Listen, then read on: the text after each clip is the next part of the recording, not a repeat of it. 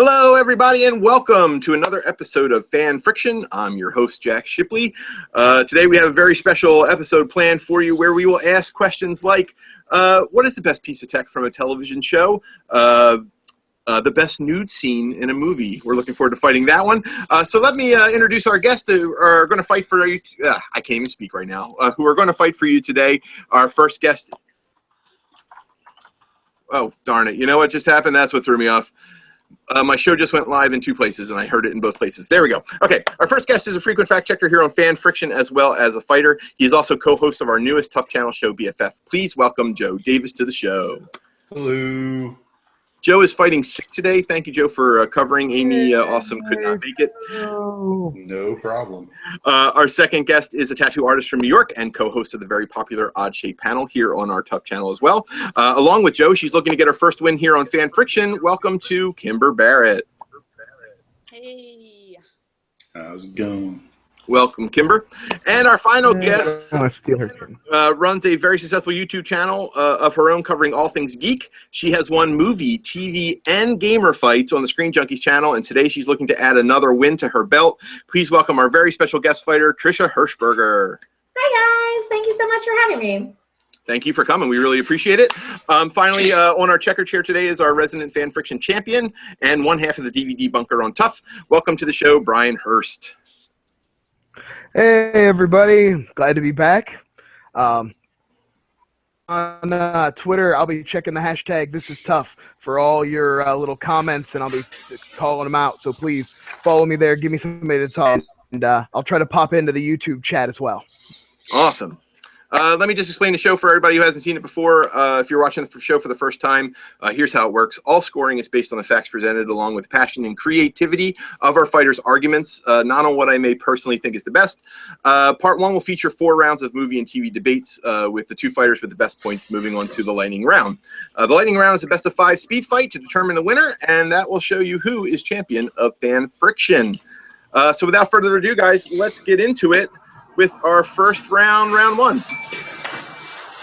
All right. We wanted to know, because Trisha does a tech show on her YouTube channel, I thought it'd be nice to figure out what is the best piece of tech from a television show. So to start that out, we're going to go to Kimber today. What'd you pick, Kimber? Sure. The piece of tech that I picked is certainly an iconic piece. It travels through space and time. It is impregnable, telepathic, can change its inner and outer dimensions. Of course, I chose the TARDIS from Doctor Who. Awesome. Joe, what did you pick? I chose a lesser-known piece of technology, but that's okay because if you have it, you don't want the powers that be to let you know you have it or to know that you have it. And I chose the Guyver from the series The Guyver. Awesome. Is Richard Dean Anderson in the suit? Ha. All right. Trisha, what did you pick? I chose the Star Trek Replicator. It creates any item that you want on demand, so therefore it is one technology to rule them all. Anything else that anyone can pitch, I can make with a replicator. Boom. Awesome, guys. Fight it out. See, All right, here's well, the that was thing. my argument. My argument is anything else that anybody can pitch, I can make with a press of a button, a.k.a. the Replicator. That's not necessarily true. We know it can make food and some basic items like clothes and some minor technology, but things like the Guyver or even the TARDIS, for example, they're technically alive, and they are not necessarily organic, but they have, I guess, what you would call a soul or some sort of... They're sentient beings, and that's actually why I would argue against both of your arguments, is that they're not just technology, they're sentient beings. In fact, the Guyver suit specifically is a symbiotic bioorganic mechanism, so it is alive. It's not just technology, it's alien that combines and fuses with a human body. So I would say by that it's disqualified. Well, see, here's the thing. It is a bioorganic weapon from an alien race where all of their technology is bioorganic. So trying to argue that because it's organic that disqualifies it, that's kind of a misnomer considering the groups it came from. In this world, the setting for the Guyver, humanity was designed by an alien species to be their ultimate weapon, and the Guyver is kind of like the perfect add-on pack, adding a host of abilities like regeneration, improved armor capabilities, the weapon known as the Mega Smasher, which is a high-powered beam cannon that decimates anything in its path, gravity control, lasers, vibro blades. I mean, you can die wearing this suit and you will come back. Yeah, no, I mean, it's a really cool suit, but it's not necessarily a suit. It's a bioorganic material that combines and fuses with the human to make something that has all these powers. It changes the DNA of who you are. So it's not just like a suit that you put on. It actually fuses with your body.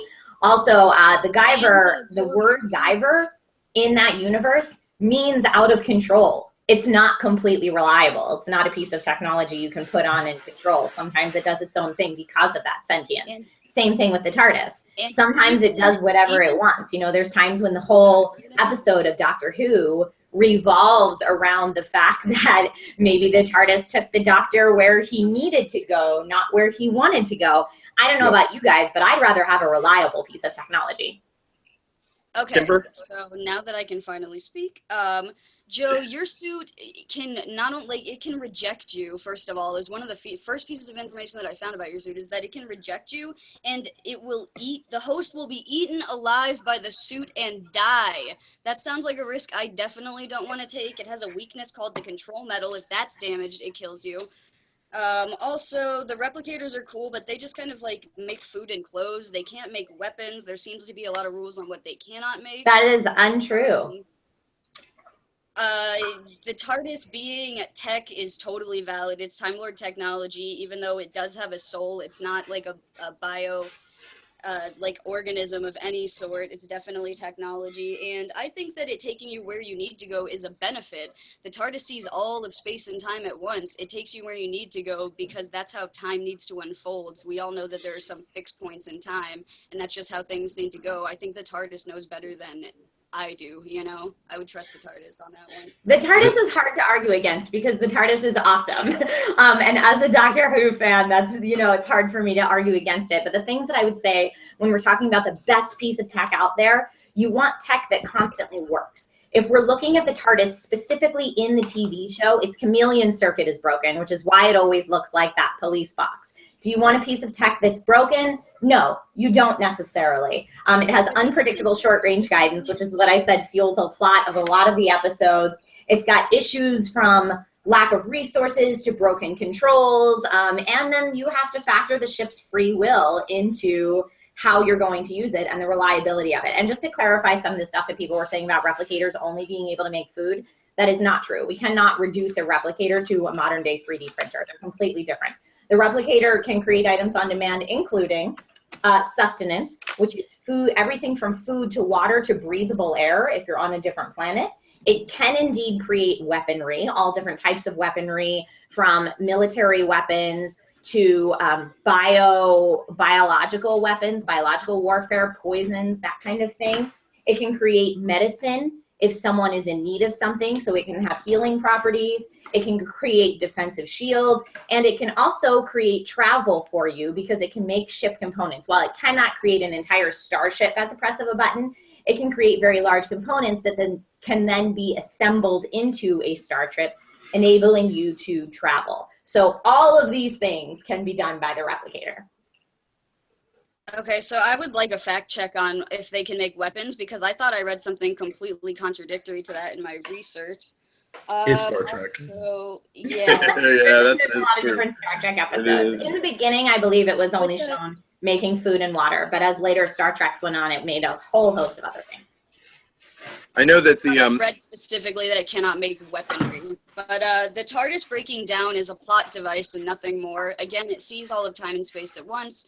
It breaking down is just a fixed point at that point, and the plot builds around the TARDIS breaking down. Tell me one example where the TARDIS breaking down has impeded them from getting the task done, and I might find that a valid argument, but usually the TARDIS breaking down is just part of the things unfolding leading to where the eventual plot is supposed to go. Because it's a fictional show with writers that need to accomplish a task at the end of the episode. If we're talking about having this piece of technology in real life, that's a very different thing. But when have they ever not gotten it done? Like, when has the TARDIS ever broken to the point where they can't get the task done? Again, it hasn't, because it's a fictional show where there are writers who make sure that every episode ties up neatly. And and I did realize what you were saying as far as the weaponry on the replicators. There were Starfleet orders that said that they legally would not allow them to make weaponry because they felt it was unsafe if people were producing their own weapons. Not to say that the replicator could not do that. It was just illegal. It's like it's not programmed. Right. So going with the TARDIS, that suit or that ship can kill you just by virtue of you being in there. Like there are, I mean, granted, it is assumed because it is a fictional show, if you're in the TARDIS, you're supposed to be there. But there have been circumstances where the ship has almost killed the people in there, and they were supposed to be there. Like Clara and the Doctor in one of the episodes where they journeyed to the center of the TARDIS, which is a stupidly big ship. You don't, if it's just two people, you don't need a stupidly big ship. And the layout can change constantly, making it inconvenient to find things like the bathroom when you need to, as well as a bedroom, and it's got bunk beds. I'm like in my 30s. I don't need bunk beds. Bunk beds are cool. Bunk beds are cool. And a big ship's cool too. It's cool, like, but it kind of changes to its driver's tastes. Like that's a selling point again to me. Like it basically reads what you need and it gives it to you. Nothing is better than that. Like I couldn't imagine having like just not have to explain myself. It just knows. That's the benefit of it. So the Doctor's taste is to kill his companions occasionally. That's just like his opinion. I'm going to go back to the psychological argument. Yeah. Yeah. Do I have to use your argument against you, sir? But you are the one who said that, and I agree. I want to speak real quick to one of the things brought up. It was brought up that the Guyver can reject you, or the control metal is damaged, and there are things like that. In the entirety of the series, I think it has only happened once that the Guyver has destroyed a person, and that was when the control metal was damaged. There are 3 Guyver units in the scope of the show. I imagine potentially there are more. Sure. It stands for out of control, not because the Guyver takes over the host all the time and the person loses control. It was the catalyst for the aliens losing control of humanity, which was supposed to be their ideal weapon. It's basically like we built a gun, now we made special bullets to take out our enemy and now the bullets gave the guns a mind of their own and the ability to kill us. So that's kind of what ended up happening. The out of control aspect is because the aliens lost control of mankind because the Guyver was such an awesome piece of technology and allowed them to fight back. The main character show, for example, the control metal was ripped out of the Guyver, destroying his body, and he just kind of came back later. And he may not have been in control of himself at first, but it's because the Guyver woke up and was like, "Oh, my host is in danger. Let me just protect him."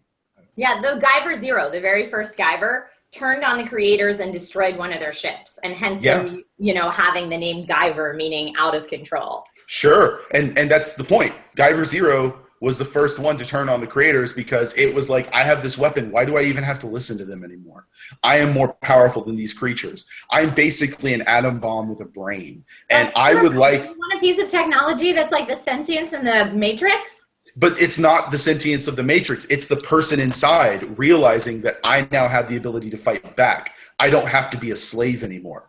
I can stand up for myself and just get rid of this yoke that's been straddled on us and fight back and not be just some weapon in the middle of a war. All right, guys, let's start with some final thoughts. Kimber, sell me on the TARDIS over the other two. First of all, can you hear me? Tom is trying to tell me that I'm having mic problems. No, I can hear you. Okay, that's you, babe. They can hear me. Okay, so if we're talking about the best tech from a TV show ever, I'm going to pick something that's iconic. The TARDIS has been around since 1963. Obviously, it's doing its job with entertaining people and also being an awesome piece of tech that's never really had to have been changed. It travels through space and time. It sees all time at once. It takes you where you need to go. It's a completely impenetrable fortress to protect you and has everything that you need ever in it. I would rather take that over like a robot symbiote suit that's trying to kill me and a thing that makes food and blankets and weapons, because I can go anywhere in space and time and grab any of that crap. All right, Joe. All right, so the TARDIS, it's fully sentient, not just like some rudimentary parasitic mind host, but it doesn't kill the host. It fights back with the host. It becomes a tool for the host and allows them to do all sorts of stuff. I may not go out and start overthrowing the government if I had a Guyver, but I'm going to go to where there's a hurricane, using the ability to fly and super strength and invulnerability ability to weigh rubble and destruction. It is a tool that can be just this ultimate help and boon for mankind. All right, and Trisha. Okay, so like I said in the beginning, replicators can make any of these things. They can help you get any of these things, which is a huge argument in itself. It doesn't just make food and water. Like I mentioned before, it can give you sustenance and food, water, breathable air. It can make weaponry, and even though it's illegal, if I'm having it in today's day and age, there's no law right now in the US that says you cannot use a replicator to create weaponry. It can make medicinal things, so it can help in defense as far as curing people. You can make components that would allow you to travel, thereby giving me all the functionality of a TARDIS. And as a tech reviewer, I'm looking for the most bang for my buck. I'm looking for one piece of technology, like I said, to rule them all, that's going to give me the most functionality. And none of these other two items presented, whilst they are very cool, can give me that range and spectrum of functionality. So for me, it's an incredibly easy choice that I can take something from nothing. I can press a button and anything that I want can be given. Also, my machine is not sentient at all. I do not have to worry about my machine saying, no, Trisha, you didn't want that. You want this instead because I know better in writers.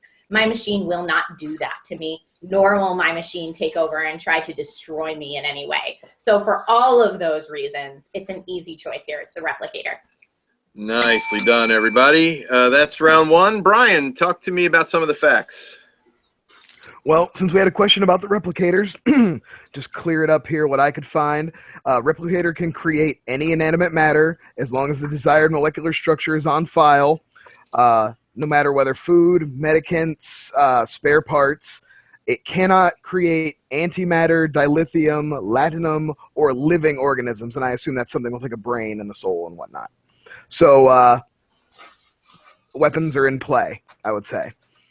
Okay. As far as on Twitter, I know Langley and Nolan both just wanted to give a shout out to Trisha and how cool she was for being on the show and how great her content is. Had some great suggestions. Ashley, our own Ashley Davis, and Lost in the Dub both like the idea of the towel from Hitchhiker's Guide to the Galaxy. Yes. No, that's a great one. That's what I thought too. Also, Travis of Marvel, love the turtle van. Can't deny the turtle van. And Langley liked your quote, "Atom bomb with a brain," Joe. He was a big fan of that one. Well done. I also have a poll if you, Oh. whenever you're ready. Yeah, thank you. So this one is tough. Joe, I'm disqualifying you for a couple reasons. One, any suit that's going to eat me is not a suit I want to wear, which Kimber said. But I think the heavy bioorganic elements of your suit really kind of take it away from the tech for me. So it fell heavily between Kimber and Trisha's arguments. And I think the one thing I didn't hear that I wanted to were the negatives of the replicator. The replicator doesn't try to eat you, kill you, or it just gives you what you want. It can do a lot of different utilities, and it never breaks down, which is what I heard with the TARDIS. No one had any negatives, and there are negatives to the replicators. There have been times when it's broken down. Plus, isn't the holodeck a cooler piece of tech? But no one ever said anything. But no one said anything. So since no one presented those arguments, Trisha, you get the first point. So congratulations. I also realized that you can't make anything out of nothing with the replicator. You have to have base matter, but not something I brought up. Atmospheric base matter, but nothing corporeal. Yeah. And So, I would like to say that they have made living food. Because Klingons eat living food, and I'm rewatching The Next Generation, and I watched episodes where they made Klingon dishes with living creatures in the dish, which would technically go against living matter. But yeah, the rules are fluid. There's a lot of Star Trek out there. It's a TV show. We'll let Right. that go. So what was the poll result? Oh, let me double check, make sure it's refreshed. Yep, TARDIS got 50% of the vote. Replicator came in second at 33. I do love the TARDIS, and of course I love Doctor Who. I'm just glad to be able to argue Guyver because it's not something I can bring up very often. And it is I just want to talk about Guyver, you guys. Honestly, Guys. I don't know anything about Star Trek or Guyver, so So it tough. took so long to research. Joe's just waiting outside. Good. Joe's waiting at the airport with a pamphlet about Guyver. Can I talk to you about Guyver? Please. All right, guys, let's do round number 2. In honor of Trisha's other YouTube show, The Naked Truth, we wanted to know what is the best nude scene in a movie. And in this round, we are going to start with Trisha. Okay, this one was an easy pick for me. It came to my mind immediately, and for me, it's the most impactful nude scene I've ever seen in film, and that is Viggo Mortensen's nude scene in Eastern Promises, the ever so famous Russian bathhouse fight. He's in a sauna and is attacked by Russian mobsters, and as he gets up to fight, I mean, the towel goes away, and when you talk to them about it, you know, he says they were trying to keep the movie as real as possible, and there's no way that towel would stay in place in that kind of fight. So that's what the movie is, despite that it was uncomfortable for Viggo, probably uncomfortable for everyone on set, and certainly uncomfortable for the viewer. It gave it this utter strength yet raw vulnerability at the exact same time that was breathtaking and inspiring, and really, I believe Roger Ebert called it a benchmark in fight scenes. Just cinematic brilliance. There's a reason that this film was nominated for awards, Oscars even in 2007, and this scene is the standout scene from this film. So for me, I couldn't think of a better nude scene in the movie. All right. Joe, what did you pick? I chose another fight scene, which, like Trisha's, is very intense, but you add a burning building, mutants, and Ryan Reynolds, and it's already a better scene. I chose the fight scene in the mutant farm from Deadpool. What you have is right after his mutant abilities have just been awoken by Francis, he causes a improbable explosion, but that's Deadpool, and then gets into a fight wearing nothing because the medical robe he was wearing burns away in the middle of this burning building, and he also was completely naked because he had to wear, according to what I read, he had to wear like the makeup from head to toe, and he couldn't wear a robe between shots because it would mess up the makeup. So he would be standing around just all Ryan Reynolds. Awesome. All right, and Kimber, what did you pick? All right, so I'm the only one who didn't pick a naked fight, at least not a physical one. I picked the naked breakup from Forgetting Sarah Marshall. Jason Segel wrote Forgetting Sarah Marshall, and the breakup that's in the beginning of the movie, it's actually in the first 5 minutes of the movie. It sets the whole tone, in my opinion, for the way the film goes, but it's based on an actual breakup he had where he was naked, and he said once that picking clothes for the second half of your breakup is the hardest outfit you'll ever choose, and I believe him. And yeah, so, and I like that he's just a normal dude, Jason Segel. It's not like a naked Viggo Mortensen or a Ryan Reynolds. He's just a normal guy who's having a bad day. 5.5-year relationship ends while he's naked. So insulting. Awesome. Fight.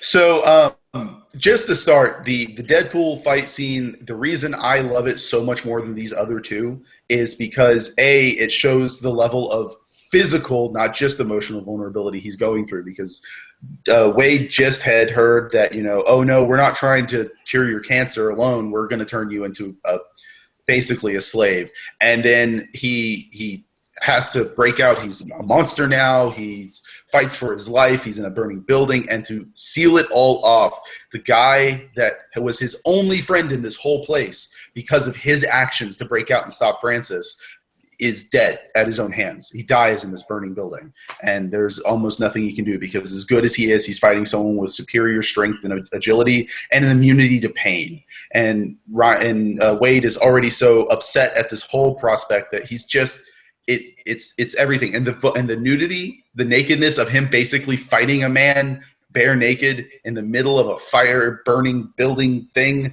adds to the level of vulnerability, because he has no clue that he basically is immune to physical harm at this point. Okay, but Joe, when I saw your scene, like, it almost killed it for me that he was naked, because I laughed audibly when he was naked, like, fighting. Like, and I didn't do that when I saw Eastern Promises, but it's something about the tone of Deadpool with it being, like, dick jokes and stuff that, like, to see a dick in that movie, it's funny to me, and I don't think it's... But you're supposed to. That's Deadpool. The action is also supposed to be funny. The only time you actually have the negative emotional conflict is, like, after he's been impaled with the rebar, stuck to the ground, and he can't get away, and he looks over, and he sees his friend, who the only thing in the world he wanted was to make banana pancakes for his kids, and he knows because of him he can't do that anymore. It's just that extra, like, I'm a monster now. I'm never gonna get to see my girlfriend again. I'm probably gonna die in this place. I couldn't even stop the one jerk face that was doing this. He's just gonna do this to more people. And now because of that, the one person who kept me from going completely insane in this place is gonna die too. Okay, so I'm gonna jump in at this point, guys. Let me jump in here and just say, regarding the Deadpool scene, I also love that Deadpool scene for many of the same reasons. But I would do a, like, did you know kind of star wipe here, where we say Ryan Reynolds, actually, that scene, he has said multiple times, is a tribute to Viggo Mortensen's performance in Eastern Promises. He was so moved by that scene that he wanted to put a scene like that in Deadpool, which is why he did that. And I do believe that he did a very good job of capturing the vulnerability in such a horrific and hell-like situation. I believe the quote from Ryan Reynolds was like, here, wait, let me see if I have it here. Fighting a naked man in a Russian sauna is absolute hell. And he was trying to take a moment of that movie and recreate that absolute hell for Deadpool. And I think some elements he did of that were great.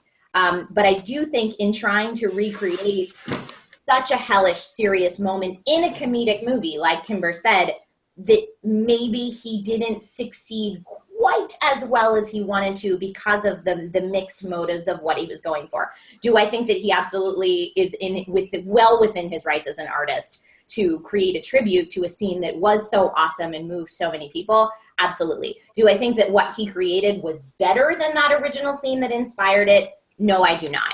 And when it comes to Forgetting Sarah Marshall, even though he did create that because of an actual breakup, Jason Segel did create that because of an actual breakup that happened to him in his real life.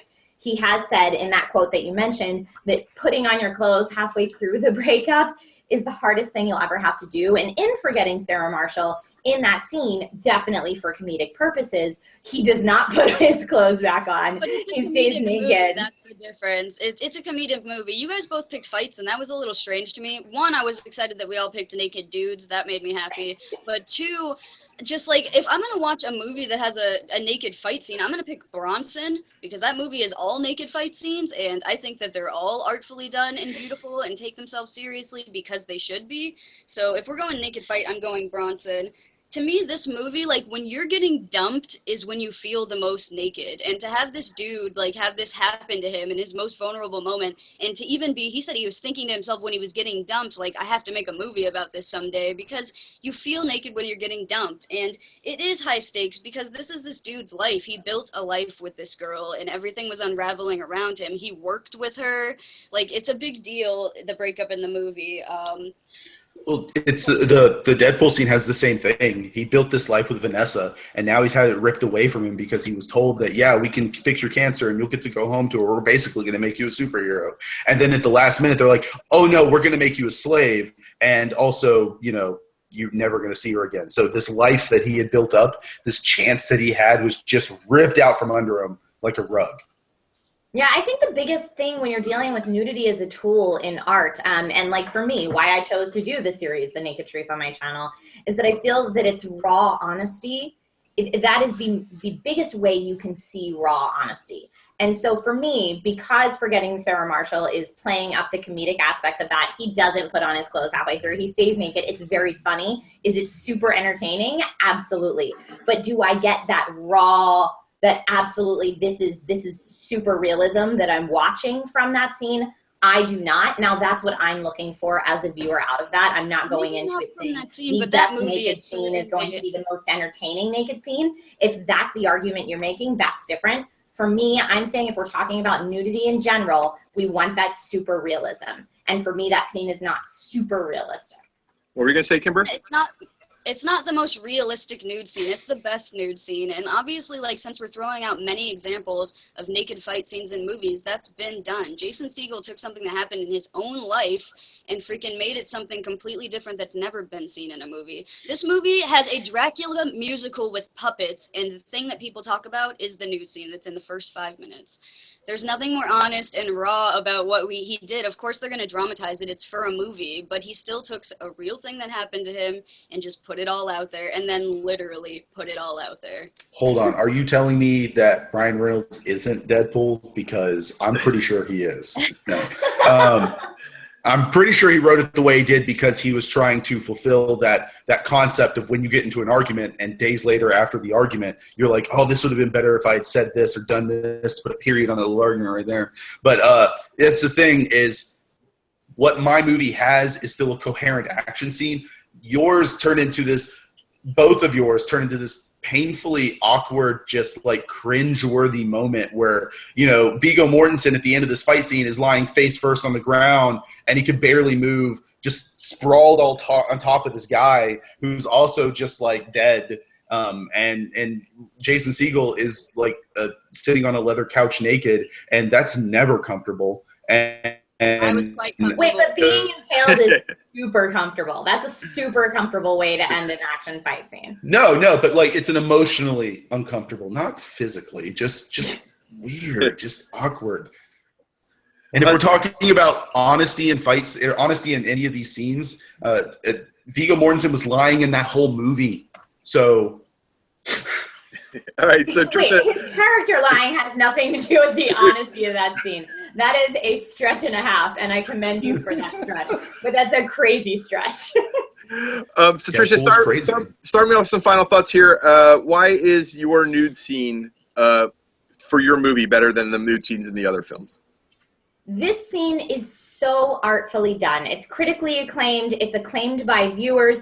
It moved other people to create other scenes that have this type of realism in them. You know, when we look at our action sequences, of course, we want explosions and testosterone and strength. And this added an entirely separate layer of vulnerability to that strength. When you put those two next to each other in juxtaposition, what came out of it was a symphony. The Academy Awards agreed. Everybody agreed. Like I said, other people, Ryan Reynolds created his scene in Deadpool because he was so inspired by this scene. This is an absolutely amazingly well done scene. And yes, when he's on the sauna floor, completely naked, not attractive, you can say that, you know, Jason Segel is just a normal looking guy. If you look at Viggo Mortensen in this scene, who I think normally is very attractive, it is not an attraction thing at all. There are moments where his body looks very awkward, but that's how his body would look in that situation doing that. And it's just, it's so brilliantly done. And I think that when we're talking about every aspect of what makes a good scene entertaining, cinematography, the music behind it, everything about it, the action sequence itself was just pure art. So best scene to me encompasses all of those, and this is it. Joe, Deadpool.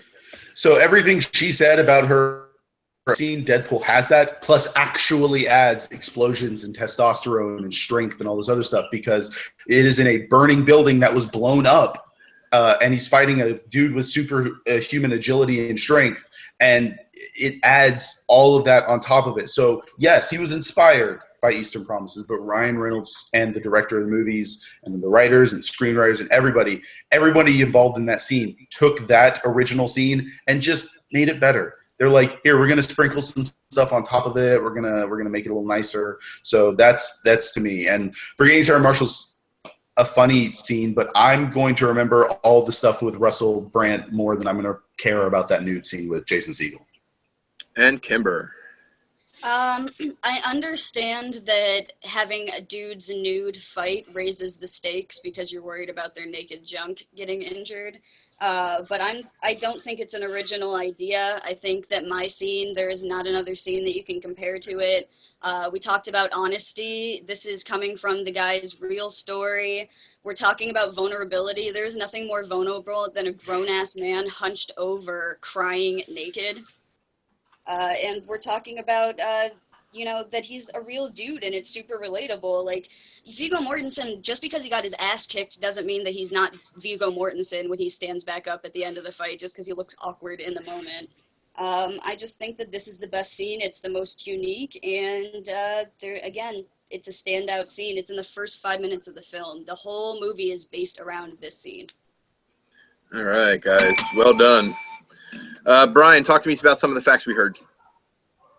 Well, you know, I mean, as far as facts go, yeah, they're all naked. for sure. I do think that there's a little bit more digital shadowing and things used in Deadpool than in the other two. You know what I mean? I think there's a little CGI touch-ups and stuff because that whole scene is a little more special effects driven. Not really. I don't think there's a lot of facts to cover with this. We did have some good suggestions. You know, some people wanting to get the other side. I mean, we all love man nudity. Who doesn't, right? But Travis and Morgan both wanted to bring up Roller Girl. And this is a great one, and I'm glad Billy brought it up. Starship Troopers, because Paul Verhoeven actually got naked with those people in that shower room while they were filming that scene. So that's to be commended. The director of the film wasn't just like, hey, you guys do this, and I'll videotape it. He was like, let's all together, guys. Let's get it done. I completely forgot Starship Troopers. I did too. That's a good call out. Nicely done. Yeah. Is there a poll? Girl's in my top 5. Kudos to Roller Girl. Yeah, I love that scene. Was there a poll for after? There was. Do you want it now or do you want it after? Oh no, let me get it after. To me, the mic drop answer to this one is Schindler's List, which is the most uncomfortable but best for what it does to a movie. But that I didn't have that one to pick. I had to go for these guys. And Joe, I hate to disqualify you first again, but no, you don't. No, you don't. No, I think the thing that really got to me for their arguments against yours was just how much of a tribute it was to Eastern Promises, which is not something you really had a good counter for. So it's based on that. I don't know if it's necessarily better either. And then even with the fact check that there is a lot of extra work done for that scene, whereas Vigo and Jason Segel were pretty much in the nude. So for me, it did again come down to Trisha and Kimber. I like for Eastern Promises the realism of that scene and how they decided the importance of the towel just not being a part of that fight. It would not make sense. And the raw nature of that fight scene. Kimber, the thing that really stuck with me was how your nude scene will set the tone for the entire movie based on those first 5 minutes. And even though it is a comedy, I think that the true story of that of Sarah Marshall and the way that it starts off really sets the tone for the entire film, whereas Viggo Mortensen's scene, while powerful, is really just a moment in the film and doesn't do anything to enhance or change the film. So for me, Sarah Marshall gets the point, and that means, Kimber, you have gotten round 2. Congratulations. And I really wanted. That's the one to win. Woohoo! I won the naked one. Ryan, what was the poll? Jack, 67% for getting Sarah Marshall. All right. 22% for Deadpool and 11% for Eastern Promises. That's a shame. Go watch movies, people. Yeah. Hey, yeah, that was it's all right.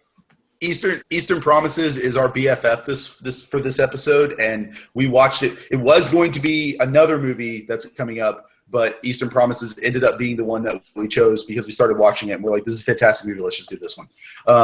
But yeah, and our question for the week will be, what is the best or your favorite Viggo Mortensen film?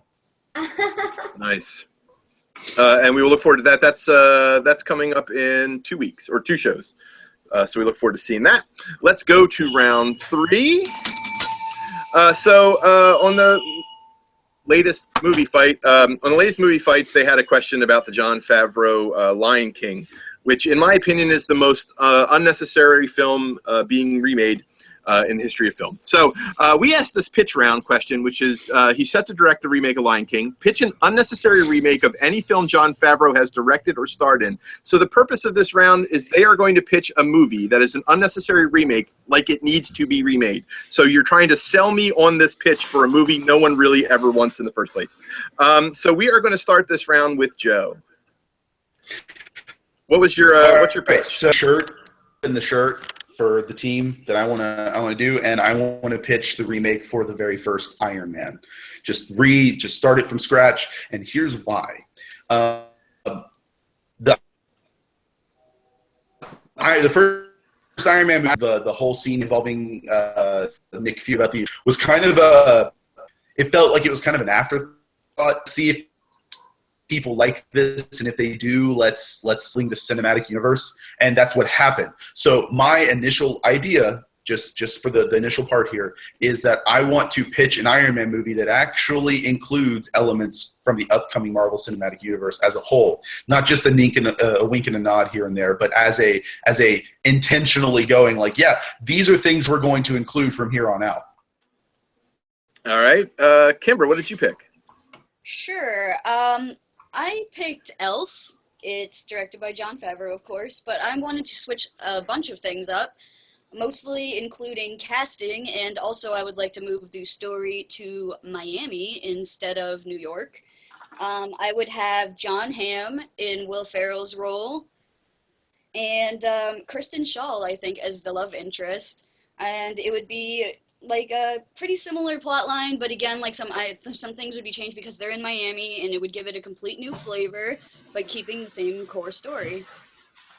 All right, and Trisha, what did you come up with? I'm gonna go with, and this is super on the fly for anyone who knows any BTS of this episode, but I'm gonna go with The Breakup, the Vince Vaughn and Jennifer Aniston hit, but let's remake it with more up-to-date co-stars. So maybe let's do Emma Stone and Donald Glover for this episode and watch them go through the trials and tribulations that are a modern-day breakup. The reason that I think this movie would make a good remake, unlike the other two, is because relationships are always changing, and the struggles that people deal with in relationships are always changing. So incorporate some modern issues with some new, young, fresh blood, and this could be another romantic comedy cherished by generations. Awesome. All right, guys, fight them out. Okay, so with Iron Man, what we had was we had a subpar villain in the Ironmonger, or whatever his name was, because no one cares. Weak Marvel villain of the week, and a origin story that nobody knew. So they had to kind of simplify it and dumb it down so anybody could get a hold of it that didn't know who Iron Man was.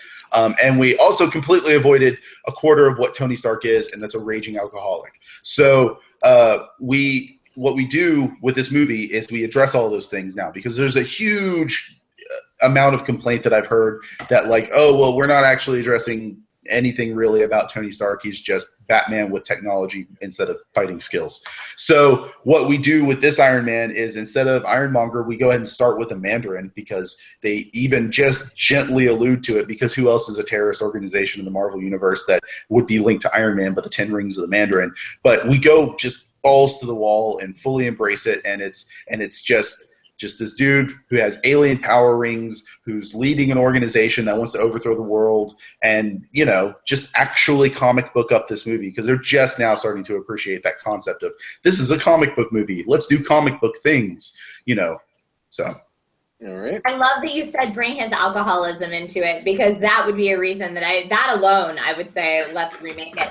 However, you're going to have such a hard time remaking Iron Man without Robert Downey Jr. My goodness, how can you make Iron Man without Robert Downey Jr.? That's the worst. I'm thinking we keep. I'm thinking we keep him. You know, I mean, people can accept just a complete rehash from the very beginning. We don't want to get rid of Robert Downey Jr. He's magical. We keep him in that role. I think if they're gonna do like an Iron Man remake, it might be more interesting to go with like Riri Williams, do like I think her name is Ironheart or whatever. Like that would be more interesting to have Jon Favreau like do that. But yours just seems like. But that's more of a sequel. Same thing. All I'm saying is a replacement, basically. Like, okay, so you have Iron Man 1, but now like think of like the special edition movies, but better, like the special edition Star Wars movies, but better, where they actually include all the stuff that they wanted to do. Better, no, but this would be better, because we're not going to have crummy CGI Jabba. Also not seeing how yours is different enough to be a remake. That sounds like more of like a special edition of the same thing. My thing, I'm proposing like moving it to a completely different city with a completely different cast, so you can have that same core story and change minor things. Like instead of the snowball fight, now they're having a fight maybe on the beach with sand, you know? But your remake is removing all the stuff that made that movie magical. Will Ferrell, it's one of his best movies. And but not everybody likes Will. Listen, not everybody likes Will Ferrell, though. That's why you take somebody who is kind of like universally just a good actor and also hilarious, like Jon Hamm, who's not hard on the eyes. And then instead of having a love story where Will Ferrell has this Zooey Deschanel type character who's obviously like out of his league, you have like a Jon Hamm who's out of the league of like someone like Kristen Schaal, who's like a really quirky girl. And that's a way more cute, like less tropey romantic love story. Yes, you are correct on one of your points earlier. There are lots of people that don't like Will Ferrell. Most of my family falls into that category. But Will Ferrell's they not love in him the in that movie. They love him hands down. They love that even say movie he is because it's a good one of the movie. best parts because he captures that childlike It's the glee movie- and that it's- love for the holiday. It's the movie that they like. It's not Will Ferrell. And Jon Hamm can definitely nail something like a childlike glee if you've ever seen him doing like cameos and stuff. Oh yeah, no, I love him. I'm going to agree with Joe here and say it's 100% Will Ferrell. It's 100% Will Ferrell. And if you put it in Miami, you're removing the Christmas snow lights. You're removing all of that element. And why people love that movie so much is because it's a quintessential Christmas film. Listen, take it out of New York City loses so much of that magic. Okay, but I have a plan for that. The whole point of that is you put it in Miami. I'm from South Florida. I know the struggle with that. I moved to New York. I get the white Christmas thing. But that's why the whole point of the movie is going to lead up to, we all know that the best way to spread Christmas cheer is singing loud for all to hear. So at the end of this movie, we're going to switch the song to I'm Dreaming of a White Christmas. And when they're all singing it and bringing back the Christmas joy, it's going to start to snow in Miami. But music, like Glee, you're better scenarios in Parks and Rec or Parks and Rec, and Paul Rudd playing the son of the Sweetums founders and stuff like that is literally childlike and pulls that off way better than I think Jon Hamm would. I think if you wanted to try and do this, which I'm not advising because Ed Asner is the best Santa ever, you put Jon Hamm in that role. But it still wouldn't be as great as Ed Asner being Santa because Ed Asner looks like Santa and is Santa.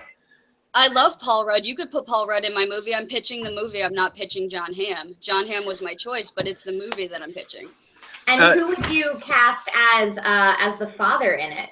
Who would you recast? I would cast Jeremy Irons as the father. I think that he'd be really hilarious as like a super stern father. And then against him to have like a super sweet mother, I would cast Reese Witherspoon. I know it's an odd couple, but I totally think that it could work and that you could buy him as Jon Hamm's, of course, father and then stepmother. So to make sure Trisha doesn't get off the hook here, tell me more about the Breakup remake. So the Breakup remake, okay, I don't know if you guys are fans of the movie The Breakup. I saw it at the right time in my life. I was oh gosh, when The Breakup came up, I was probably in my early 20s, but I was going through trying to have adult relationships and having these reasons that they break up. And you know, it was funny when everyone saw that movie that I knew, women were all siding with Jennifer Aniston and like, how dare he do those things, and all the men we're siding with Vince Vaughn and how dare she do those things. And I think that was a tribute to how well this movie was written and how much it could really appeal to that generation.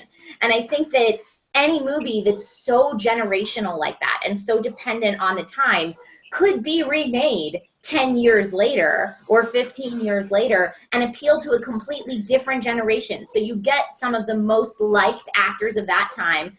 I pitched Donald Glover and Emma Stone, but you get some of the most loved actors of that time that people can relate to and feel like they genuinely like, and put them in this situation where they're forced to be against each other in ways that are so specific to that time period's problems. I think it's a rom-com that tons of people will be able to relate to and enjoy.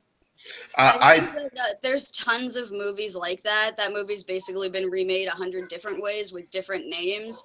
Elf is something that really, Elf is the only one that has that story, and it's a Christmas movie. People are always looking to stuff to go see during Christmas, and you can make it a story that you love and completely freshen it up and change it up so it's not the same thing like Joe's movie. I think Elf is obviously the best choice.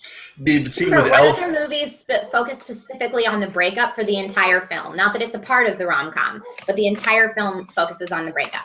Spotless Mind. Yeah. I guess that one does. I haven't seen Spotless Mind lately. I'm trying to think right now, like It's a things really I can good say. movie. Let it I incubate. watched it recently. Yeah, it's definitely But- all about the breakup. But honestly, when it comes down to it, what you're suggesting, Kimber, is a remake of an homage, as it is, because Elf is just is pure love for the like 1940s, 50s, 60s, whatever, like everything after Miracle on 34th Street. Joe, That's what it's doing. And to remove so New York nice. as a character in the movie is just a painful move, because that's what it's trying to pay homage to.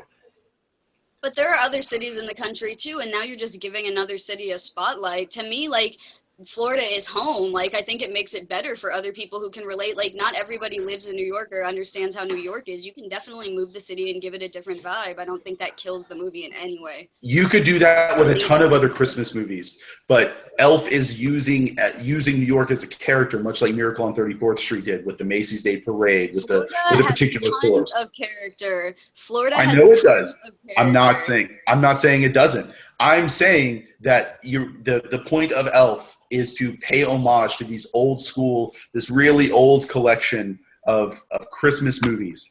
And part of that concept is things like the Macy's Day Parade or the department store in downtown New York and all of those kinds of things. I love Christmas movies set anywhere else. It doesn't matter. All of them are great. I love Christmas movies. I used to work retail and hated Christmas, but love Christmas movies. And for me, part of Elf is the fact that it's in New York. And if he's walking from the North Pole all the way down to Florida, that's just, he's going to stop at, like, I don't know, somewhere like South Carolina and just turn around, because it's going to start getting too uncomfortable and the people are terrible and all sorts of other stuff. But so Joe, give me let's start with final thoughts here. Why is your unnecessary remake the movie we all want to see? Because it would link the rest of the Marvel universe like the rest of the movies do. Every movie after Iron Man is just like, hey, there's this Marvel stuff going on. We'll even have your obligatory Thanos scene if that's what people want, where Thanos like hitting his alarm clock in the morning and going like, hey guys, I need to get up and start figuring out my plan to dominate the galaxy through these Infinity Stones. But if you wanted to involve the Cosmic Cube or one of the other stones, maybe Tony's first suit or his first arc reactor is powered by the Power Stone or something like that. Just in general, just include a lot of this Marvel stuff and fix the problem with the villain. Not that there was a problem with Jeff Bridges' character. I enjoyed it. However, my issue is the fact that it started the trend of these terrible, like, throwaway villains. Even if the villain was okay, we knew we were never going to see that villain again because they died. Hey, Joe, you bring up an interesting point. How would this affect the rest of the MCU as we know it? So if we remake the original Iron Man, are we throwing out the rest of the Iron Man films after that because we're replacing them? And then how does that affect the rest of the Avengers? Maybe three because it was terrible. But other than that, no, none of the others. But I mean, if we replace the original Iron Man and say, okay, now we're incorporating his alcoholism and we're making it a lot more like the comics, then that would need to tie in to the rest of the MCU, wouldn't it? Yeah, but since we're retroactively rewriting it, first off, I don't want to replace Iron Man. I'd just keep Robert Downey Jr. in there, and we'll just accept it. They made him look super young in Captain America, so why not make him look the age he was when the original Iron Man movie was shot? But the other thought is, since we're rewriting it as a remake, why not just rewrite it with all that stuff in mind? Like, we can fit it in there and link all the strands together, because all this stuff's here already. We're just like, it's like we're rewriting the prologue. So, Kimber, final thoughts. Why is yours the best remake? Okay, I think that mine is the best remake because I had a fully fleshed out idea. I'm changing it enough for it to be its own thing. Joe's pitch kind of confuses me, and I feel like I've seen a lot of things like Trisha's pick. I would love to see Jon Hamm in anything, but especially something like this. It seems super fun and lighthearted. Again, like Miami, I think that could be something that's cool. You know, a lot of Christmas movies take place in New York, and I get that, but I think that Florida deserves to have a white Christmas too with this fun movie. I think it makes it more modern, and I do have a tagline for my movie, and I'm going to finish with this. This Christmas, we're having ham. Okay, Trisha, you get the final word. Okay. So what I would say, we lost hope and we get ham. Other movies that are being pitched to me right now are too good as they are to be remade. So much of what makes those movies lovable and why we would even think about wanting to remake them is because the cast is perfect. It's perfectly cast the way it is.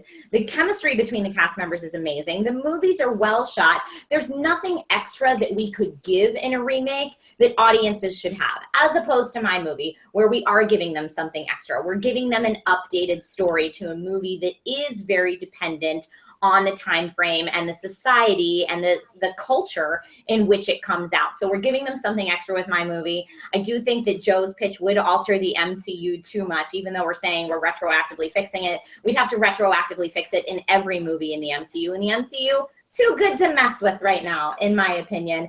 And regarding Kimber's pitch, I would say that taking Christmas out of that movie, taking the things that people think of as iconic Christmas, is too big of an adjustment. And while I do think Jon Hamm is an amazing actor, I think he's very funny. I think he brings a gravitas to the roles that he plays that is kind of in opposition to the childlike innocence that makes Will Ferrell's performance in Elf. So for all of those reasons, my pitch is definitely the one that should be remade and can be remade. All right. Brian, talk to me. Well, you know, pitch rounds don't have much in the way of fact checking. So I was just hanging around on Twitter. A couple good suggestions out there. Eric Monroe threw out Rudy. Billy Pulhan, Iron Man 2 rather than Iron Man. Langley had a crazy suggestion of Cowboys and Aliens. Like, that movie's already perfect. I don't know why you would even mess with that. But my favorite had to come from Dub, Lost in a Dub. A remake of Chef where you replace Jon Favreau with the Swedish chef from the Muppets. Nice. You win, Dub. Dub gets the That's my point. buddy. Nicely done. You get the point. Yeah, it's a pitch round. Now, I would like to say at the start here that Trisha was at a disadvantage. She did not have a lot of time to pick this particular one. We kind of had miscommunication on what the question was. So I'm taking that into account here for your pitch. Joe, thanks for playing this game sick. I really do appreciate it. I appreciate it so much that I'm going to tell you that we're not remaking Iron Man. That's fine. And I think the point that sealed that for me is that it breaks the MCU and that you'd have to basically retroactively fix all of the MCU just to fix that one movie. But I did really like the alcoholism angle, and I wish that they would play that up more, but it would have to go through the entire series. They can't do any worse than the DCU. Yeah, it really can. So for me, it is between Elf and The Breakup. And I think the tagline said it best. This is a Christmas that we're having ham. I really like the idea of the white Christmas in Florida. And when you said they were going to have a sand fight, that kind of made me laugh. So the pitch I enjoyed the most, and the movie remake that I would actually probably see is your Elf remake. So good for you. You get the point. Well done. And that means you are guaranteed to spot in the lightning round. What was the poll? Yeah. Tell me the poll. Iron Man won the poll, 57%. Really? Interesting. In The Breakup, very close. I mean, it's definitely the most unnecessary. Definitely the only real strong point I think I had was the fact that it started the trend of the crappy Marvel villain, and I just don't want that trend to be a thing. Mm-hmm. I said the ham tagline too late, or else it would have gotten more votes. That's true. People often vote before they hear the full argument. So the way we're looking at it right now, Kimber, you have 2 points. Trisha, you have 1 point. Joe, you need this point to stay alive. Kimber, you are guaranteed a spot in the lightning round. So good job here. And we are moving on to our final round, round 4. October means Halloween. So we are going to find out what is the scariest TV show, past or present. And I'd like to start with Trisha this round. Okay. I'm going to go with Unsolved Mysteries for my pick. And I think that Unsolved Mysteries is the scariest TV show that was ever on, because every single episode, all of these stories and all of this creep factor is true. It's not inspired by true stories. It is 100% true stories, and the suspects are still at large, hence Unsolved Mysteries. So you're hearing something that creeps you out and knowing full well that there is a very real element of danger in that because the suspects are at large. This isn't fantasy. This isn't make-believe. It's not fiction. This is reality, and that's terrifying. It makes you not feel safe in your own home. So when we're coming down to like what is horror, what is terror, Unsolved Mysteries is it. All right, Kimber. All right, so as a horror fan, I'm slightly disappointed to be fighting two crime shows. I picked a horror show. It was on Showtime from 05 to 07. It's called Masters of Horror, and it was actually like a super cool anthology series that they did that it was inspired by a dinner that a bunch of these horror directors and writers were having together, and they all decided to do a project, and they collaborated on all these episodes for 2 seasons, and the list of people who worked for it is insane. I'll only do a few because it is annoying to sit here and list off names, but John Carpenter, John Landis, Dario Argento, Takashi Miike, some of the writers, like they're based on H.P. Lovecraft stories, Edgar Allan Poe, Clive Barker, Max Landis, and again, tons of famous horror actors. I just think that this is the best way to get a little taste of all the horror directors and writers that matter at this time in horror.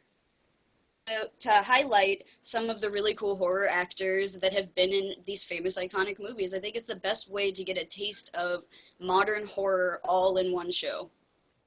All right. Joe, what did you pick? Okay, so I chose the one that is still completely on the air.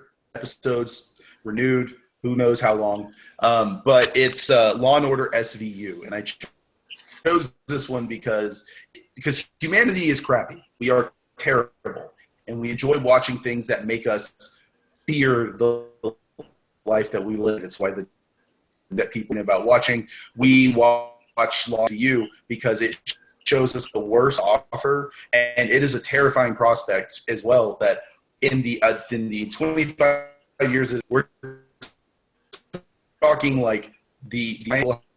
Hey Joe, hang on one second here, buddy. You're cutting out for me. I don't know if that's happening for everyone. I'm having trouble hearing your argument this time. I hate to ask you to start over. I know you're picking SVU, but I didn't get to really hear your solid argument. Can you just start that over for me, please? No problem. Can you hear me okay now? I can. It's the internet. Okay. I'm choosing Law and Order SVU primarily because humanity is terrible. We enjoy to suffer. So with that being said, this show and the years it's been on, I said 25 originally. I'm probably wrong on that. I think it's like 15 or 16. These people have solved been involved in about 20 to 25 cases in each season. So we're talking about once every 2 weeks, they're dealing with either a child being assaulted, a strange sex-related murder, or just terrible things happening to humanity. And half the time they don't even catch the person, or if they do, the person is still doing terrible things as they catch them. So it's just this terrible story, and it turns New York into some sort of and molestation and all sorts of other just monstrous things that happen on this so to speak, this terrible place that is New York. So SVU. All right, guys, fight it out. Yeah, so Unsolved Mysteries wasn't even scary when I was a kid. Like it wasn't terrifying. It was person killed their parent and then into the darkness, and they're probably not going to kill again. They probably killed their parent, and it's terrible to just like. But most of the crimes involved terrible because most of these take place in the South. So the torso murderer, the guy who chopped the heads off all of his victims and kept their bodies for a while before disposing of them, that had no effect on you. You're like, no big deal, just the torso murderer, totally not scary. Even though my first movie was Predator. My first movie was Predator. I saw a man skinned hanging from a tree. The torso murderer is real. The Predator is a fake thing. I love the Predator, but he's not real. That's not going to happen to you. The torso murderer actually murdered people, beheaded them, kept their bodies, and then disposed of them. And that's just one of many episodes. So we cannot write off Unsolved Mysteries as just, oh, someone killed their parents, I don't care. That's not what But that's the bulk of them. There are so many serial killers that were highlighted on that show that are still at large. That's not something you can easily dismiss. I definitely agree that your show is scarier than Joe's because it's real, but I would argue that the benefit of like picking horror for this choice is that they're going to do stuff on these shows and these episodes that are like so above and beyond what people are doing in real life that adds to the terror factor. Like, it's going to be extreme. There was an episode of Masters of Horror that never got to air because all the stuff in it was so freaking heinous. Like, during this episode, it had incest, prostitution, old style abortions. It had a parasitic twin that spoke to the person. Like, you just can't like get that shit in real life as much to the extent that you do in these episodes. Like, it's just like absurd to even compare. Like, I get torso killer and stuff, and I'm not brushing it off because it being real does make it scary, but you just can't get shit to the extreme like you can in these Masters of Horror. You have the best in the business. And again, I'm glad that I'm representing horror because at least I picked something that has many prominent directors, actors from horror, because I felt like this was a horror question, and I'm fighting crime shows. But yeah, you just can't get it to, everything is like amped up terror-wise on a horror show. But it's almost, where you're not gonna get an SVU. but it's almost overdone. And everything you said that these episodes have, like 3/4 that of was the, one episode. Sure, 3/4 of what that one episode listed is in like 80% of my episodes. Like 80%. A lot of them have to do with, you know, a terrible father does things to his daughter, so Benson and the crew have to get him out of that house, or get her out of that house, or him, whatever.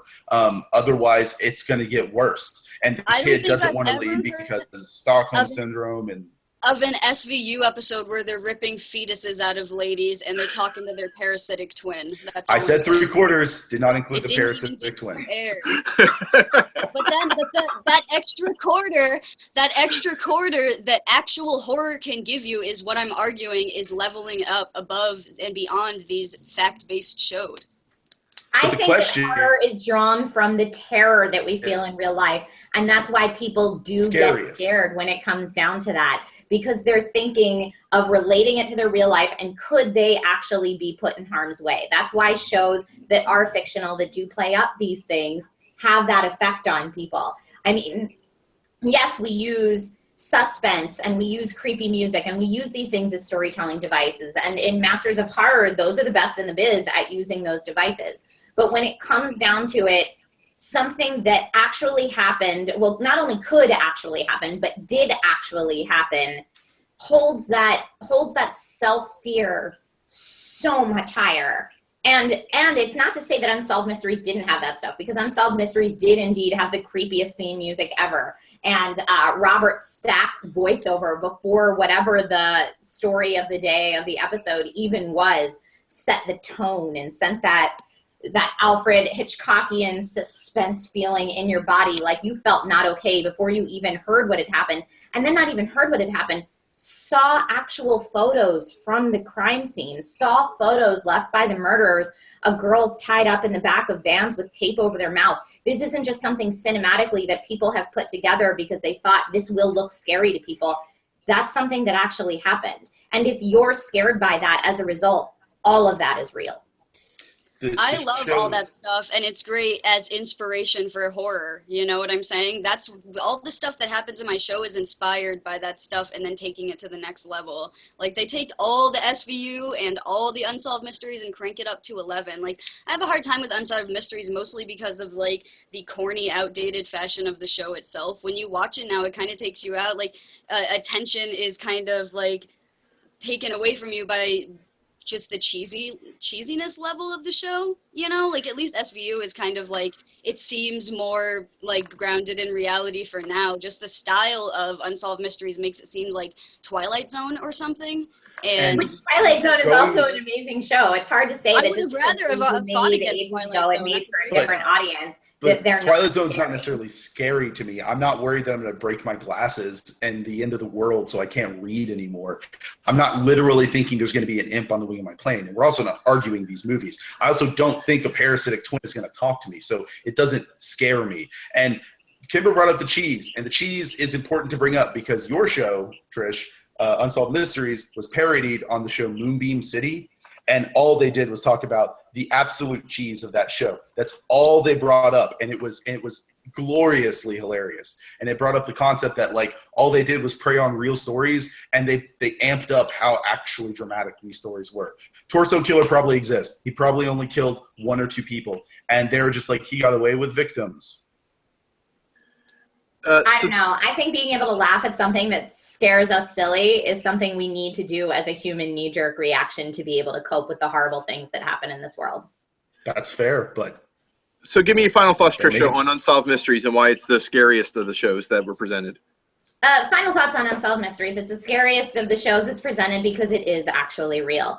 It doesn't need to take things and fabricate horrible things that exist in someone's mind in order to try to scare someone. These are horrible things that existed in the real world that we can see. And not only that they were real, because that's a big point of this, of a pillar of my argument, but the other pillar of my argument is that those suspects are still at large. These things were never solved. And that means there is a very real element of danger for every person who exists watching these shows. You know, I can watch a scary movie, I can watch a Stephen King film, and when I go to bed at night, not be afraid that that villain, that, you know, that is going to come and get me. I could go home thinking about, say, the Torso, or I could watch the Torso Murder Unsolved Mysteries, and there is a real element of that danger, and that is terrifying. Kimber? Well, if it makes you feel any better, some of those might have been solved because that show is so outdated that we have no idea what's happening. I also think they were like, we also solved this one thanks to a viewer. They have actually solved crimes based on that show. I'm picking the scariest show because I'm picking a show that that stuck with me since 07 and 05 when I originally watched these episodes. I think that having all of the best minds writing and directing and producing this is a huge advantage on getting the maximum scares, you know? Like, I understand, Joe, like, I'm a lady. I understand the fear of, like, getting raped in the streets. You know what I'm saying? Like, I get that. But guys know how to elevate horror to a level that you just can't have in reality. All right, and Joe. Well, first off, the scariest part about my show is the fact that it's still getting made. It is a show that preys on the fears of human beings, and for some reason, it's still being produced. And that in alone means that the producers signed a deal with Satan or something. It's a show that takes real life concepts and puts them through the lens of a writer, allowing them to make it even scarier by implying things like, oh, don't take your kid to Pizza Hut because someone's just going to kidnap your kid because it's New York. Or, oh, don't send your kid to school because at any point on the way to school, at school, on the way home, in the bathroom of the school, your kid's going to get kidnapped and done something with or sold into prostitution for the Russian mafia or anything. These things, a lot of the stuff in the stories aren't necessarily 100% true, but they are based on events that happened in real life. And that means they're pulling everything to make these stories as scary as they can. All right. Well done, guys. Well fought rounds. Brian, talk to me about some of the facts. All right. Well, I know that everybody's bringing up the old style of Unsolved Mysteries, but they were still producing new episodes with Dennis Farina up until 2010. So just because you're only remembering the ones from 1988 doesn't mean they were the only ones that existed. Trisha was mentioning the reality of the show, and it was brought up on Twitter also that they did do a lot of things on that show too. So saying they're real, it's more like accounts of people saying that are truthful as opposed to reality, but they did have true crime on there also, so I just wanted to make sure both were presented. And Unsolved Mystery was on for about 23 years. Moonbeam City was canceled after 1 season, so that's just a fact too. Wow, what did Twitter say? Twitter had some suggestions as far as just shows they love more than anything. Twilight Zone was getting a lot of attention. Billy Howlahan, shout out to the Halloween themed Twitter names. Bringing up Tales from the Crypt, which is an old favorite of mine also. That's a good one. That's a really good great one. That was my second choice. And Samuel Catlin, our own Australian buddy, who's up at 4 a.m. this time, thanks to daylight savings, wanted to drop in Are You Afraid of the Dark? Oh, that's also a very good one. That's a great one. Mm-hmm. And also, I'm surprised no one picked American Horror Story, which I think is a really well-written show. Sucks. Nah. I was ready with arguments. I'm not, I I'm like not going to say the show sucks, but it's not scary. Like, Wow. Well, we didn't pick it. We have 3 different choices here. Where's my notes? There we go. So we have 3 very different choices here, and this is a very difficult question to judge. I think you guys argued for it really well. Joe, every so often we have a show where someone doesn't get any points. So I just wanted to let you know that you're on one of those right now. But I really do appreciate your contributions to today's episode.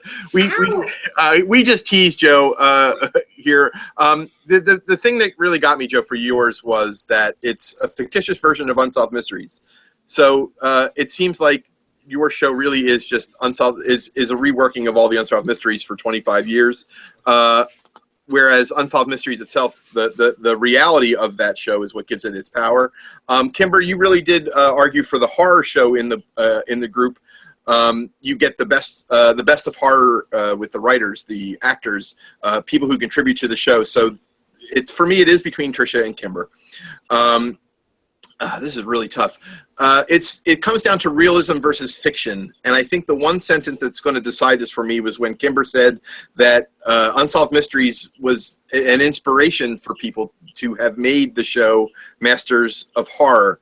So because they were inspired by it, I would say Unsolved Mysteries is your winner. So Trisha, you're getting the final point, and that ties us up. So well done. Ooh, good game, everybody. I honestly, if I were judging, I would have given that round to Kimber.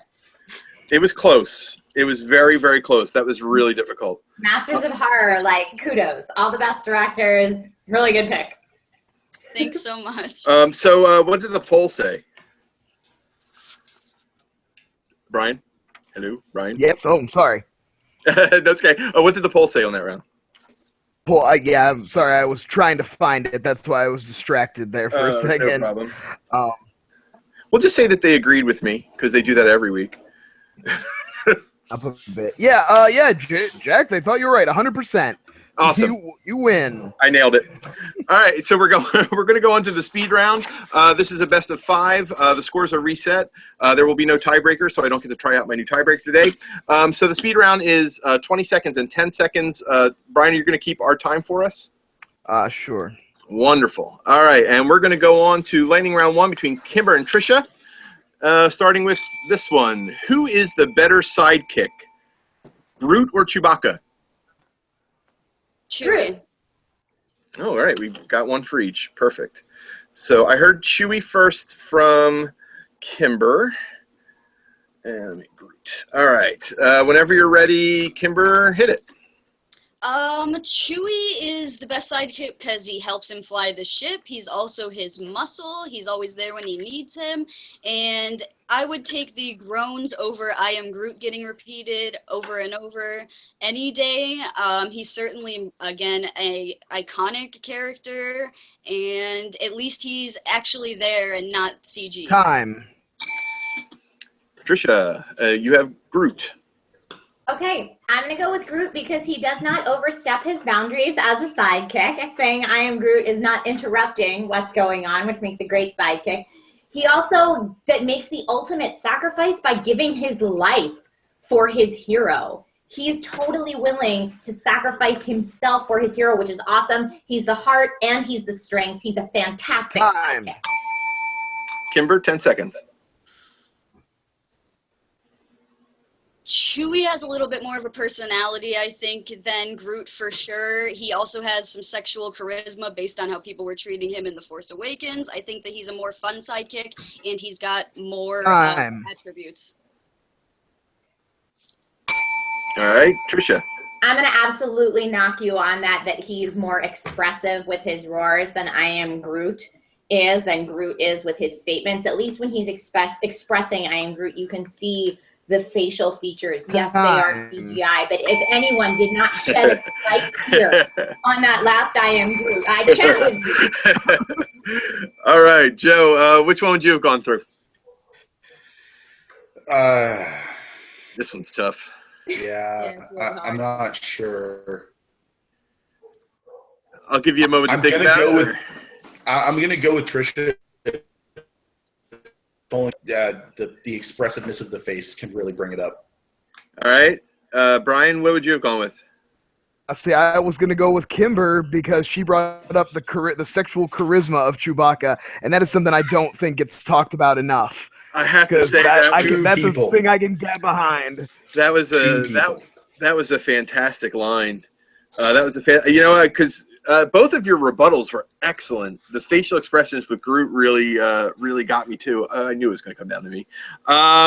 I'm going with the sexual charisma of Chewbacca. Yes. So you get the point. Can I tell you how hard it is to argue against Chewbacca? Please. Well, you know what's funny? First of all, you picked Groot. But I was trying to think of what arguments I could do, and I just, right off the top of my head, thought of more arguments for Groot. But, like, I'm wearing a Star Wars shirt today. Nice. Nice. Like, my first thought is, yeah, I want to be Han Solo. Like, Chewie. Well Two done, things I thought of. First off, and no one brought it up, granted he killed Han, but Chewie shot his son, man. That's his son. And then also, Groot technically didn't sacrifice himself for Rocket. He sacrificed himself for everyone else. It's Oh, true, it's true. for As well as everybody. Rocket. That's true. As well as Rocket. But sexual charisma wins for the day. Yeah. All right, let's go to round two. What is the best movie house to live in? Oh, there's no multiple choice? We can just pick? Nope, you can pick whatever you want. The best movie house to live in. I'm going to say Tony Stark's house. Okay. I'm going to say Bag End, a Hobbit hole. Oh, god damn, that was good. Oh, that is so good. All right, well then Tony Stark goes first. Go ahead, Trisha, whenever All you're ready. right, Tony Stark's house is equipped with, you talk about smart home technology, man. This guy's got that times a million. You've got Jarvis, and if you're a proponent of a view, if you love a view, floor to ceiling windows with that gorgeous view overlooking, what is that? Where is he? I don't know, but those cliffs and that water, Malibu. to die for. Amazing. Time. Kimber? As a person who is 5'2" and also Tom is very short, I can't imagine anything cozier than living in a hobbit hole. Not to mention when you open the door, you're in freaking like extreme scenery beauty, okay? And in the inside, like I think that excess is cool with Tony Stark, but to me, nothing is cozier and more homey and more beautiful than the inside of a hobbit hole. All right, My turn? Trisha. Yep. Okay, I think if we're living in Fantasyland, I don't want cozy and quaint and little and things that I can actually have in real life. I want things that I can't have in real life, which is technology that is out of this world, so advanced. Time. You talk about the scenery when you open the door from Bag End, a scenery you've got deep It's a in 10-second darkness. rebuttal, Trisha. 10 seconds. Go ahead, Kimber. I'm broke, so I can't just have that at any point in my real life. The Hobbit Hole is the dream home. That's the one place that I would want to live in my actual real life is a freaking Hobbit Hole. I would live it and move into one right now. It's beautiful. They're perfect. I'm tiny, little tiny. I'm tiny. Brian, you get to start. Which I'm one a did you Hobbit. like? Put me in my Hobbit Hole. I just have a picture I mean, like Kimber spooning out a hillside to make a home for herself. I'm tiny. I love it. I'm tiny. Now, I do think they kind of cancel each other out because I think they both have beautiful scenery. I don't think you can argue Malibu over Hobbiton, and which is more, beautiful to look at. I would do that fight. I think it comes down to like what amenities you prefer, and that's a subject, that's an opinion, but I think that Kimber showed her love for the Hobbit Hole the most and why she meant it the most. So I'll give it to her. All right, Joe? Based on the arguments, Trish brought up the smart home concept, and that's something I've always loved, and I would live in the Stark residence any day of the week. So the smart home what really sold me on it. So I'm breaking a tie again. Fantastic. So it comes down to me. This is another tough one. I believe that all Kimber had to say was that people are constantly trying to blow up Tony Stark's house, and I would have given her the point for sure. But because she didn't mention that, I think you're pretty even on amenities as a personal choice. So for me, it's the Tony Stark house. Trisha. I didn't bring that up because people are trying to burn down the Shire too. I don't want new Yeah. ring rates, so that's why I avoided So, that. guys, Though if you're going, I have to disclose at this point Uh-oh. that my husband and I are actually trying to build a Hobbit Hole guest house in our backyard that we're going to Airbnb out. Nice. This is what I'm Also- saying. As soon as you said that, I was like, God damn it! That's a great pick too. so yeah, as a I side went note, to Hobbiton on my honeymoon. Like, man, That's living the dream. it is. as a side note, if she brought that up with the whole like the burning down the Shire thing, they don't really ever show that in the movies unless you look at the extended cuts. If I remember correctly, They don't The even actual do those. doesn't show Hobbiton. They don't even do that in Say the that if you go extended. on an extended vacation, your neighbors will auction off your stuff. Listen, Trisha- I'm a book reader. I know that they burned down the hobbits, so don't worry. Yeah. Well, Trisha, I think you have your first guest for that Hobbit house ready to go in Kimber. All right, let's do round 3. Who is the best late night talk show host on television? Jimmy Fallon. Conan. Okay, Fallon versus Conan. Trisha, I heard you first. Okay, I'm going with Jimmy Fallon because he is doing things with his late night show that nobody else is doing. When you look at lip sync battles, when you look at all the fun challenges he has people come on and do, it's not like come on and let me interview you and do questions and do the same late night show we've seen before. It's come on and play fun games with me. And oh yeah, also we happen to be on an interview show. I think Jimmy Fallon's way more likable as a late night host than he ever was on SNL. And this show in and of itself is just great. It's brilliant entertainment. Oh, I hit time, right? Kimber. I like Conan because I don't even really watch late night TV shows, but I will get sucked into looking up clips of what Conan is doing because he's always out doing interesting adventures because he gets invited to do it because he's Conan. That whole costume, like armor hero thing comes to mind. He's always out doing interesting stuff that he gets invited to do because of who he is, and you just don't get that with Jimmy Fallon. His guests are more interesting. Trisha. Both Conan and Fallon are funny dudes, and there's no way that you can say that you don't get unique, interesting adventures with Jimmy Fallon. That's 100% not true. And I think if you do watch a lot of late night show, that maybe the Conan repetition in the format of the show would start to get you after a while because it is lined up like all the others. Kimber. I'm just saying that he's bringing me in as someone who's not in that audience into being interested into what he's doing. And when I meant out adventures, I meant outside of his studio, not just in his show. Playing games in the show is one thing, but actually getting to go to like really cool places is another. All right. Joe, you're going to start us off. Who'd you like? Kimber. I've watched a bit of both, and I like both a lot. But when she brought up the fact that he's getting out of there, and as an audience, as a person who's not part of the late night audience, getting pulled in to watch that stuff, it's true. He does video game stuff, and he does all sorts of stuff. He even did an animated interview with Archer. So when she brought up the fact that he gets out and does this stuff, I'm like, yeah, no, that's true. That totally is. All right. Brian. Yeah, I was with Kimber too. I mean, I just think Jimmy Fallon, he has bits, but they're just bits. I don't find them to be that particularly interesting or new or different. They're late night bits, and that's fine. But yeah, I'm sorry, I just didn't have it in me for that one. No Fallon fans in the house. I would have gone with you, Trisha, on that one. I think he's doing something for late night that he's not doing, that no one else is really doing. But the argument. I'll go with the two guys here, but the argument as well that he gets out of the studio and does things outside, and the gaming is big too. So I'm going to give Kimber the point. I love the videos of him wearing a vault playing Fallout. I just love it. Oh yeah, that was great. I love Gamer. The Clueless Gamer is hilarious. Okay, so right now we have Kimber with 2 points, Trisha with 1 point, and we're going into number 4. Trisha, you'll need both of these to win. Woo! Best TV show featuring a U.S. president. Fictitious U.S. president. A fictitious U.S. president. Oh my God. I'm going to go with South Park. Wow. Okay. That's an unexpected choice. Good for you. Kimber?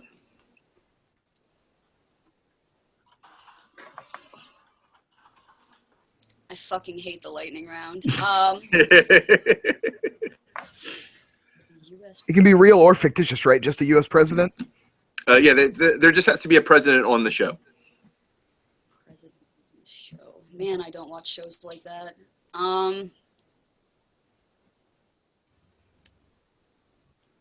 House of Cards. There you go. Nicely done. Good pull. Sorry, I'm searching. I don't want No, to. that's good. That's a good one. All right, I heard South Park first, so Trisha, whenever you're ready. Okay, I'm going with South Park because it's a fantastic show. The way in which it gives commentary on things that are going on in the world, yes, political in some of its things featuring presidents in some of those episodes, but cultural, societal, all of that is so brilliantly done that they can get away with in-your-face, slightly offensive, or sometimes very offensive humor because the comedy is so smart. That show's so well written. We've got 20 seasons now and still going strong. Inspired... Kimber.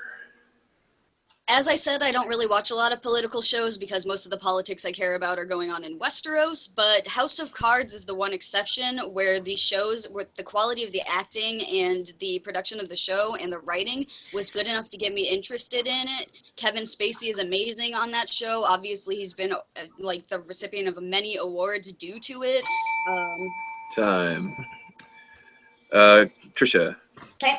Matt Stone and Trey Parker have made a masterpiece. They've been making it for years. It inspired a Broadway musical. The acting, the production, the writing. Like I said, the social commentary is done in such a brilliant way. I mean, just recently they made Trump president rape children. Kimber. I love satire, but I don't love like fart and poop jokes, so South Park I have a hard time with. If I'm going to watch something that's about politics, I want to watch a show about politics. That's what House of Cards is, and I think... All right. Brian, you start us off. What'd you like? I was having a hard time because they, you know, if I was waiting for somebody to bring up something that had more to do with like president would matter in their show, and Kimber pulled it out at the end by actually talking about how politics play. I heard a lot from Trisha about how good of a show South Park is, which she's not wrong about that, but you know, Kimber stole it right there at the end by actually bringing in how the political spectrum is a bigger part of the show. Joe? Yeah, I know the question is best show that has a president, so technically they're both right answers, but the presidential part was brought up more in the House of Cards aspect, even if it was only brought up once at the end in the rebuttal. I'm going to go with Kimber, but I probably would have been sold with Trisha. She brought up the Ocean's 11 South Park episode where all the presidents... There's no doubt that South Park is a fantastic episode. When I am looking at the question, I'm looking featuring a U.S. president, and I didn't really hear much about the featuring of a U.S. president, whereas House of Cards had the politics. So that means Kimber gets the point, and from my math, that means Kimber wins the game. All right. Good job. The correct answer to that was the West Wing. I'm sorry. Oh, come on. It's about That's My Bush. You guys I don't remember always That's My get second Bush? place. I'm so excited. Guys, congratulations. What a great job done today. Wonderful fights. Let me find out where I can find everybody. Brian, where can we find you on the internet? You know, obviously find me right here on the TUFF channel. We're winding up our first season of DVD Bunker in the next couple episodes, but you will also be able to find me on Twitter at Hershberger. Pronounce it at your leisure. Joe, where can we find you? You can find me on Twitter at Drake Masters. You can also find me also on TUFF channel on the show BFF, where I am co-hosting it with my wife Ashley Davis at _Mrs. Davis. And again, this upcoming episode is going to be the one we're filming right now for this episode is over Eastern Promises. Fantastic. Kimber, where do we find you? Me and Tom host a show on the TUFF channel called Odd Shaped Panel. It's a call-in show. We talk about different stuff. The next episode we have coming up is focusing on Jim Henson, his beautiful puppets, and his wonderful creature shop. So please check out my Twitter at SJPlusJunkie or our Twitter at Odd Shaped Panel to get more information. Fantastic. And Trisha, you are everywhere. Tell us where we can find you. I am everywhere. Well, first I want to say thank you guys for having me, and GG to all involved. Good fights today, guys. If you want to find more of the stuff that I do, I currently do DIY in 5, a tech show for Kingston Technology on their YouTube channel. I do a couple gaming shows for Geek and Sundry on twitch.tv/Geek and Sundry. You can also find me on my YouTube channel and my Twitch channel, which are both youtube.com or twitch.tv/Trisha Hershberger. And you can find me on Instagram, Twitter, Snapchat, all at that girl Trish with no I in the girl. Fantastic. Thank you again so much for coming today. We really appreciate having you on the show. This has been a real treat for us. So thank you for doing that. As always, we like to end the show just reminding everybody that if you haven't seen the Screen Junkies channels, shows, movie fights, TV fights, or gamer fights, you can check them out on the information below. We do this show as an homage to them, so we thank them, as always, for movie fights. That's why we're all together. And we will be back in 2 more weeks, where our guest will be superfan Bradley Stone. Langley is making his return, and we'll have a quarter, I guess, of superhero news. Adam Halavic will be here on the show. I hope I said his last name right. He'll be joining us as well. So we'll see you guys in 2 weeks. Thank you again, and have a great day. See you later, everybody. Bye, everyone.